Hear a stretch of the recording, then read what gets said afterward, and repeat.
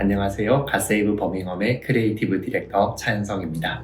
안녕하세요. God Save Birmingham의 프로덕션 디렉터 신순욱입니다. 이번 영상으로 처음 인사드립니다.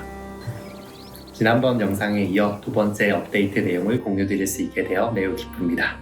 이번 빌드에는 저희 개발팀이 작년 9월부터 12월까지 개발한 내용이 포함되어 있습니다.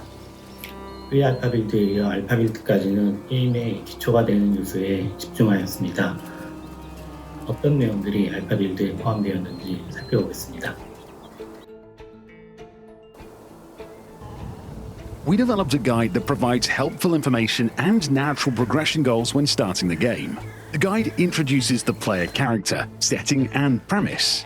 It serves as a tutorial that teaches the player what they can do and presents your character's thoughts and goals based on the current situation. You can think of it as a content system that fulfills the role of both tutorials and quests typically found in survival games.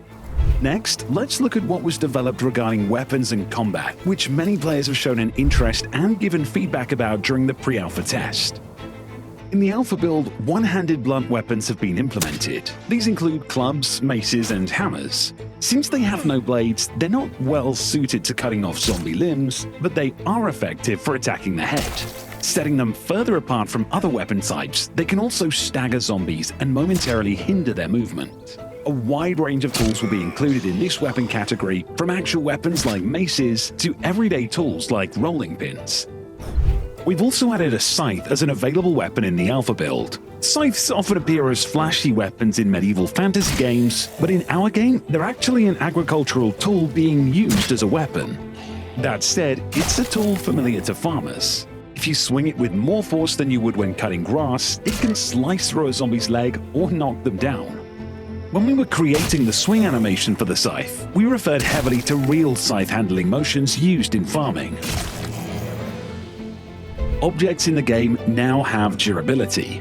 If you use weapons or tools for a long time, their durability will decrease and they'll break. You'll need to stockpile materials for repairs or keep spare equipment on hand to survive. Durability also applies to locked doors and barricades.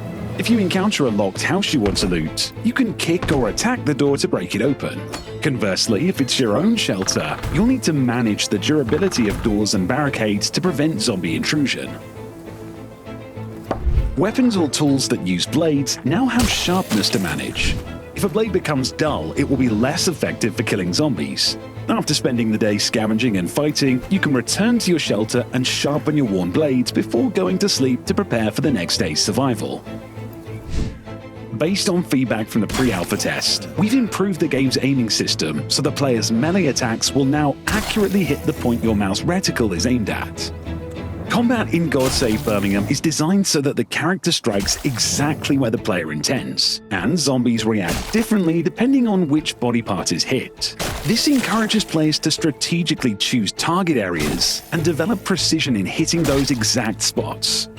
Allowing the main character to precisely strike arbitrary points based on the player's aim in a third-person melee system with a behind-the-back camera and realistic animation has been a big technical challenge. This wasn't polished enough in the pre-alpha build, which resulted in a less satisfying combat experience. We've also kicked off full-scale development on the crafting system.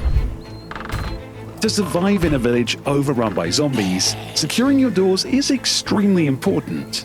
In the alpha build, the door system has been further enhanced. You can now lock doors with a latch, preventing zombies outside from simply pushing their way in. If a building has entrances you don't intend to use, you can fully block them with nails and boards to make your shelter safer. On the flip side, many houses in the village will now be found locked or barricaded. You'll need tools to either break or dismantle obstacles in order to get in and loot supplies, and it will take time to accomplish either way. We took our first steps towards a system that allows players to construct and place various survival-related structures. You can now build things like fire pits and drying racks wherever you want.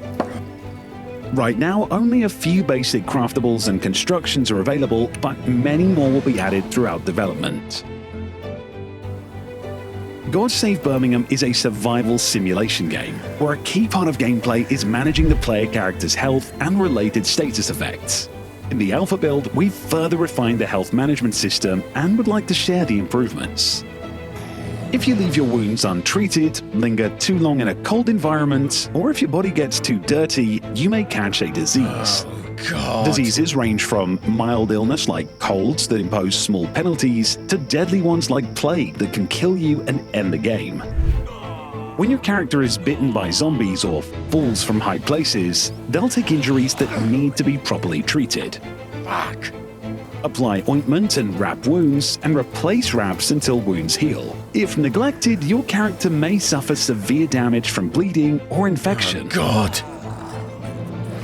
Your character will gradually become dirty during gameplay, particularly when they get splattered with blood from killing zombies or take a fall in a muddy area. To clean up, you can wash yourself in the stream or a basin of water. Neglect your hygiene for too long and your character may catch a cold or some other infectious disease, resulting in various penalties. God Save Birmingham is being developed with the goal of presenting a vivid, realistic, and intricate visual depiction of the player characters' movements as they engage in various survival activities. This includes animations for things like wrapping and unwrapping wounds on various body parts, pouring water from a container to wash your body, chopping ingredients into a stew pot, and sharpening the blade of a scythe or axe. During the development of the alpha build, we've implemented a framework that allows for more diverse and detailed movement animations. We plan to continue expanding the variety of movement animations from now until the game's launch. 알파 빌드를 개발하는 기간 동안 저번 테스트에서 여러분들께서 남겨주신 피드백이 많은 도움이 되었습니다. 이번 플레이 테스트에도 참여해주시고 피드백 남겨주시면 저희가 앞으로 개발을 하는 데 많은 도움이 될 것 같습니다. 감사합니다.